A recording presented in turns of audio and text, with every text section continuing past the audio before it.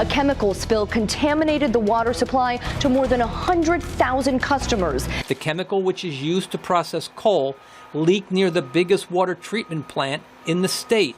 The material, a foaming agent used to clean coal, began leaking from a 48,000-gallon storage tank. 7,500 gallons of a toxic chemical used to process coal leaked into the Elk River on Thursday from Freedom Industries. More than 700 people in the Charleston area have called poison control centers, complaining of nausea, vomiting, headaches, and rashes.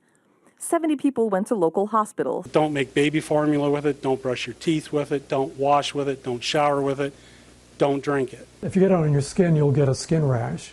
If you breathe it or drink it, but especially I think breathe it, it'll irritate your nose, throat, upper respiratory tract. We're now learning that the spill was worse than initially believed. New warning tonight for those who are pregnant. You should not be drinking the water. West Virginia Governor Earl Ray Tomblin has declared a state of emergency for 9 counties surrounding Charleston, West Virginia. Authorities say it's unclear when they'll be able to lift the do not drink ban or when the water will be safe to use. Anytime you have media affected directly by what they're reporting, it adds a sense of immediacy and urgency to their job and the way they go about doing their job. One of the things that makes a story like this particularly unique is that oftentimes whenever you're reporting something happens and you either go there or you make phone calls and are interacting with the situation but not necessarily involved. With this, anyone that lived in Charleston or the 9 counties that were affected were directly involved, including all the media.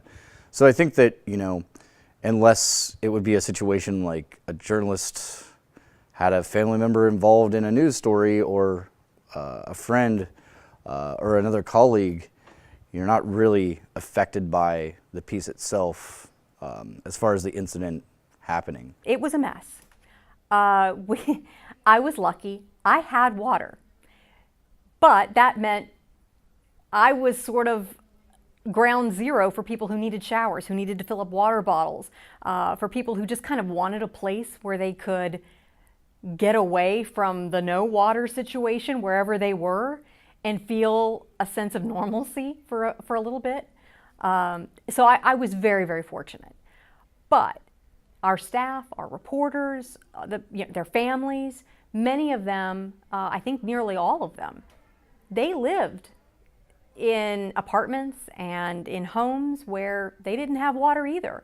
So this was a story that they were covering, but they were also experiencing firsthand. You know, I don't think anyone had any clue what was going on. We just knew that there was a leak at Freedom and that residents weren't supposed to use water at all.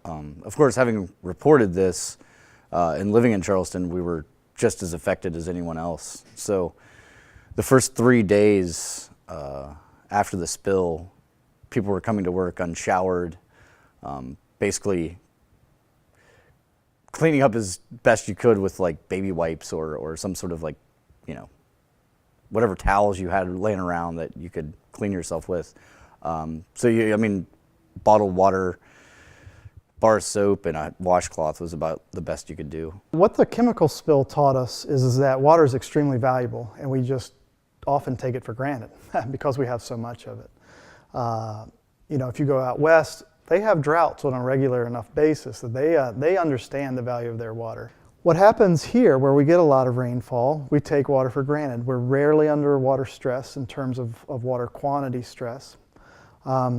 We just have so much water, and that water has a dilution value to it, so it dilutes our pollution. But what we saw from that chemical spill is that when we don't have water, it creates a serious, serious situation, and not one that's just, oh, environmentalists care about it.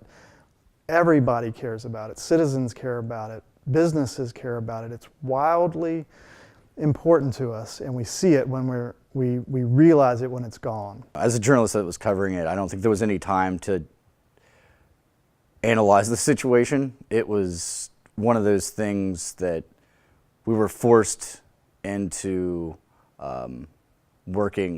forced into covering the situation, that any thought about analyzing the situation or evaluating whether or not I wanted to live in Charleston anymore was not even, there was no question, there was no time to make those questions. We have to be protective of that water. I mean, we have to be protective of that water because so much of our state, so much of our businesses, our economy depends on it. It is not just people who care about the environment. They care about the environment because of its value to the people that live here.